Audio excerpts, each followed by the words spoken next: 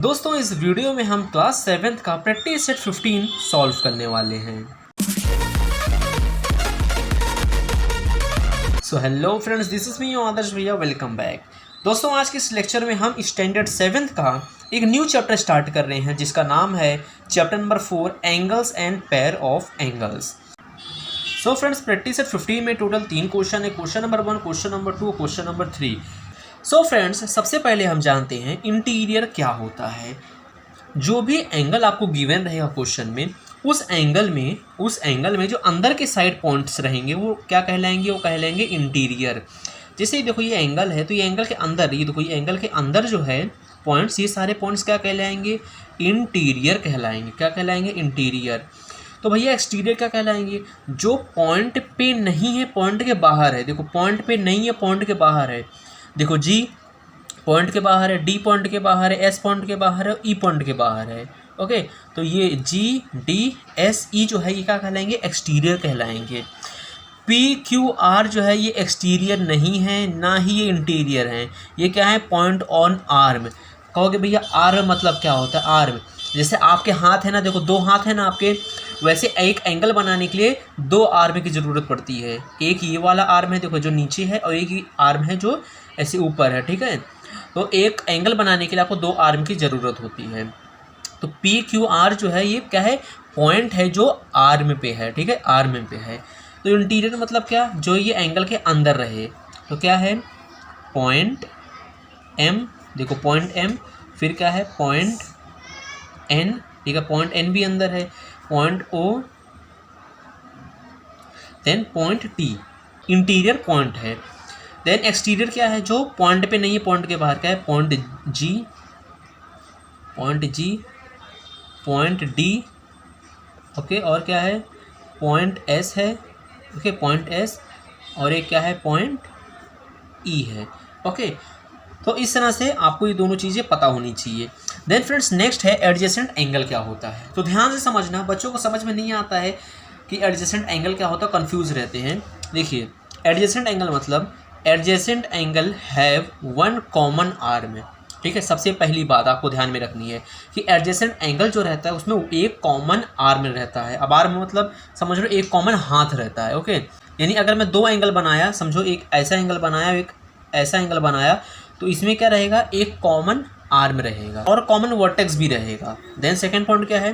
Vertex मतलब क्या होता है? ये कोना। जैसे देखो ये एम है ना, एम क्या है? वर्टेक्स है, कोना है। ठीक है, फिर adjacent angle have separate interior, यानी 2 एंगल, कोई भी 2 एंगल है, जैसे एक एंगल ये बना दिया, एक एंगल ये बना दिया। ओके, तो इसमें जो है सेपरेट इंटीरियर रहेगा, यानी उसके अंदर के जो पॉइंट्स हैं दोनों के सेपरेट रहेंगे। जैसे देखो इसका इंटीरियर कहाँ? ये है, इसका इंटीरियर कहाँ? ये है, तो दोनों सेपरेट है, तो ये एडजेसेंट हो सकता है। ठीक है, देखो मैंने एक डायग्राम बनाया है, बी एम क्यू और दूसरा है क्यू एम डी।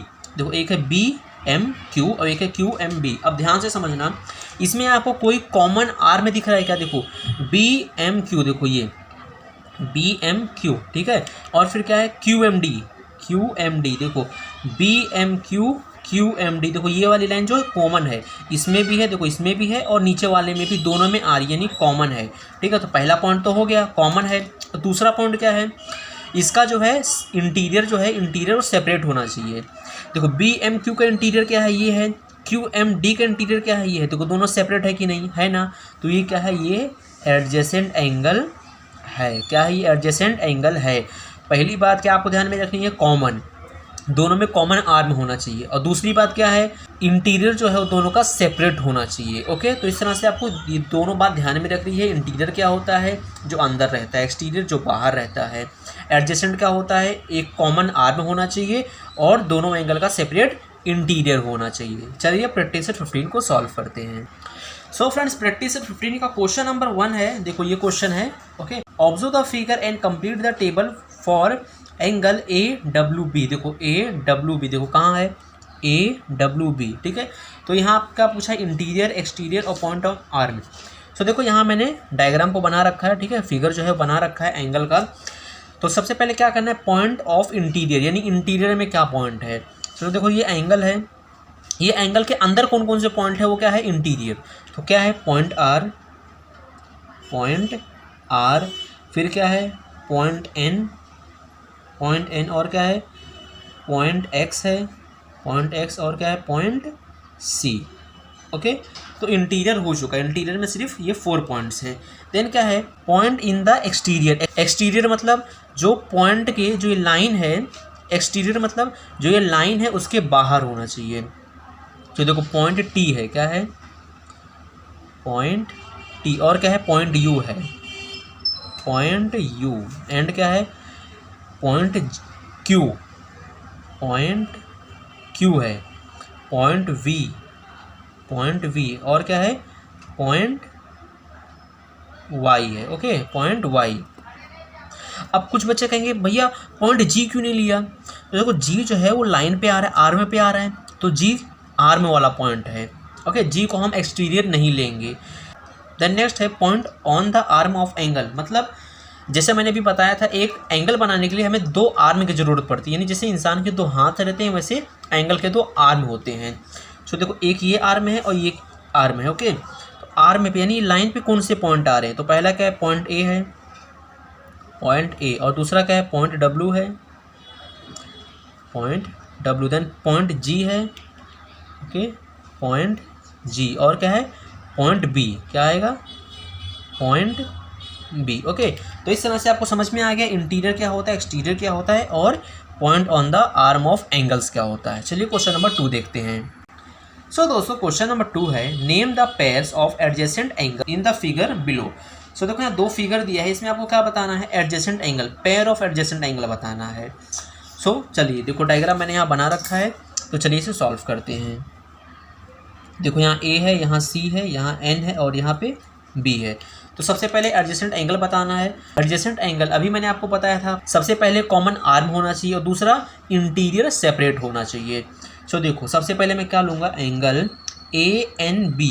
देखो क्या लिया, ए एन बी, देखो A N B and angle A N B and angle C N B, क्या लिया, सी एन बी। अगर समझ में आ गया, देखो ए एन बी और सी एन बी, या बी एन सी भी लिखोगे तो भी चलेगा, ठीक है। तो ए एन बी और सी एन बी, देखो इसमें कॉमन आर्म क्या है, कॉमन आर्म पे क्या है, बी एन है कॉमन आर्म, ए एन बी में भी आ रहा है और सी एन बी में भी आ रहा है, तो कॉमन आर्म तो ये हो गया। और दूसरा क्या चेक करना था हमें, इंटीरियर जो है वो अलग होना चाहिए।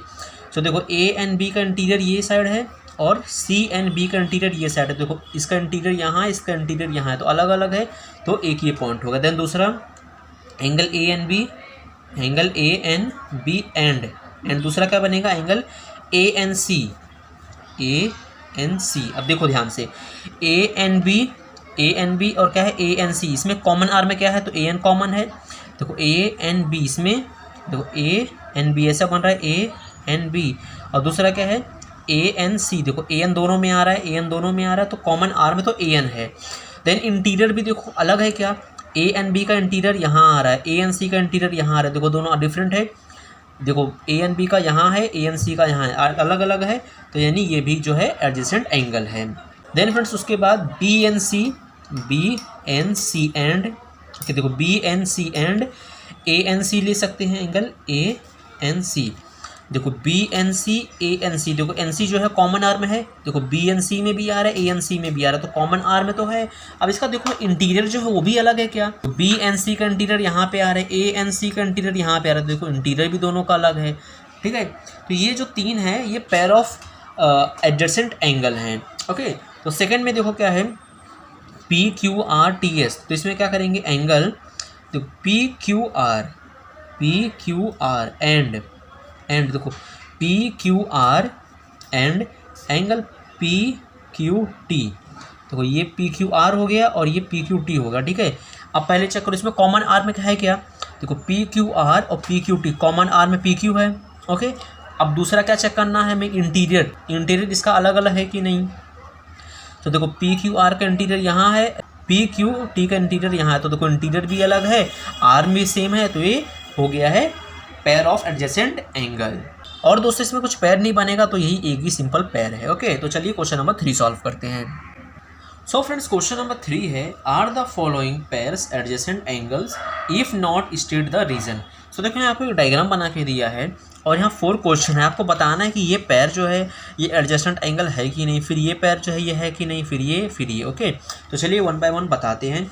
सो देखो पहला है angle P M Q and angle R M Q, ठीक है। देखिए देखो P यहाँ है, M यहाँ है, Q देखो पी एम क्यू ये बन रहा है P M Q, okay.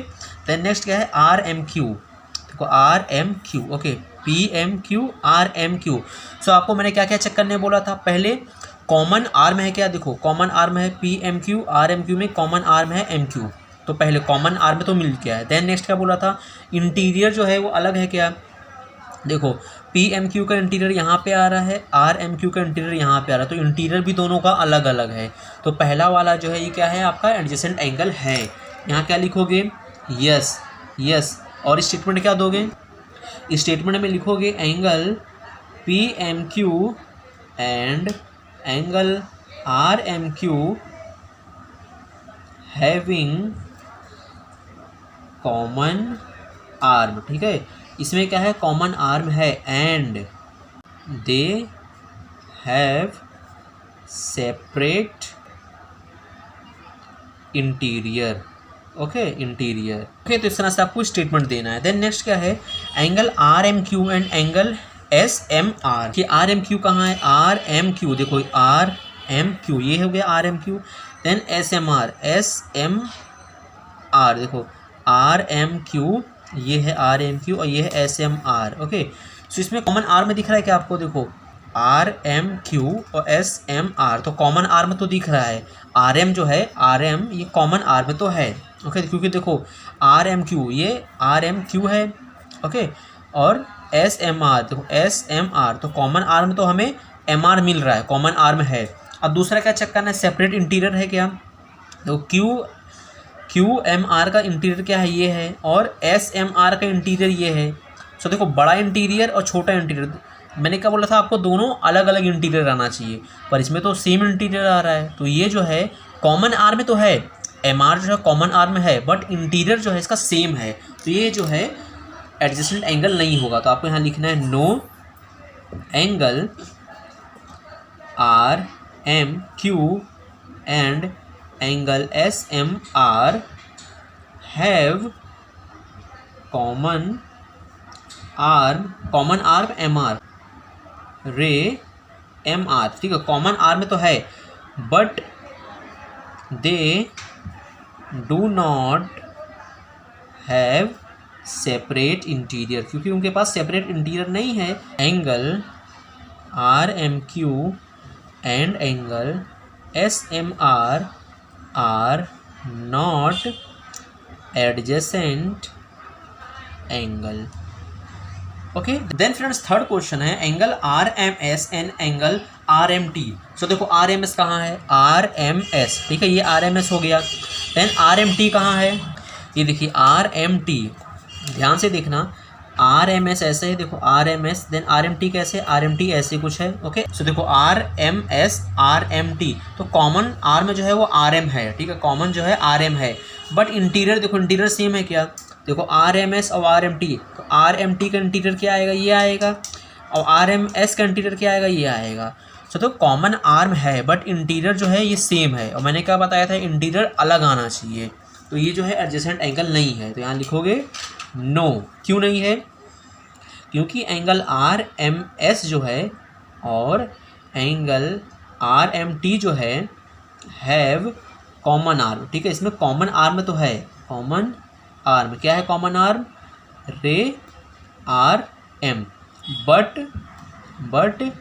They do not have separate interior. फिर क्या लिखोगे, angle R M S and angle R M T are not adjacent angle, okay. तो इस तरह से आपको लिखना है। देन फ्रेंड्स फोर्थ क्वेश्चन है angle S M T and angle R M S. So देखो एस एम टी कहाँ है, एस एम टी यहाँ पे है, ठीक है। तो कैसे बन रहा है SMT, ऐसे कुछ बन रहा है, इसका नाम है S, इसका नाम है M, इसका नाम है T, SMT। और क्या है RMS, ऐसे बन रहा है RMS, ठीक है RMS। सो पहले क्या करना है, कॉमन आर्म है क्या, देखो SMT RMS, तो कॉमन आर्म क्या है, MS है कॉमन आर्म। और क्या चेक करने बोला था, सेपरेट एंगल है कि नहीं, SMT का इंटीरियर एंगल ये है, देन RMS का इंटीरियर एंगल ये है। सो देखो इसका इंटीरियर एंगल यहाँ है, इसका इंटीरियर यहाँ है, तो दोनों का डिफरेंट है, सेपरेट है, तो ये क्या है, एडजेसेंट एंगल है। तो यहाँ क्या लिखोगे, yes angle SMT and angle RMS have common arm ray MS, ठीक है MS कॉमन है, and they have separate interior. Okay, फिर लास्ट में लिख दो angle SMT and angle RMS are adjacent angle. Okay, तो इस तरह से क्वेश्चन नंबर 3 का 1, 2, 3, 4 सॉल्व करना था। सो फ्रेंड्स, आई होप आपको प्रैक्टिस सेट 15 का हर एक क्वेश्चन समझ में आया होगा। अगर आपको कुछ भी डाउट है तो आप एक बार वीडियो वापस देख लीजिए, मैंने पूरा आपको बेसिक से समझाया है, इंटीरियर क्या है, एक्सटीरियर क्या है, तो आई होप आपको समझ में आ गया होगा। एंड वीडियो अगर आपको अच्छा लगा है तो वीडियो को प्लीज़ लाइक करना, अपने दोस्तों में शेयर करना, और चैनल को अभी तक सब्सक्राइब नहीं किया है तो चैनल को सब्सक्राइब कर देना, ताकि जब मैं प्रैक्टिस सेट 15 का वीडियो अपलोड करूं तो आपको नोटिफिकेशन जा सके और आप अपनी पढ़ाई कर सको, क्लास में टॉप मार सको। तो मिलते हैं नेक्स्ट लेक्चर में प्रैक्टिस सेट 16 के साथ। Till then be safe, bye.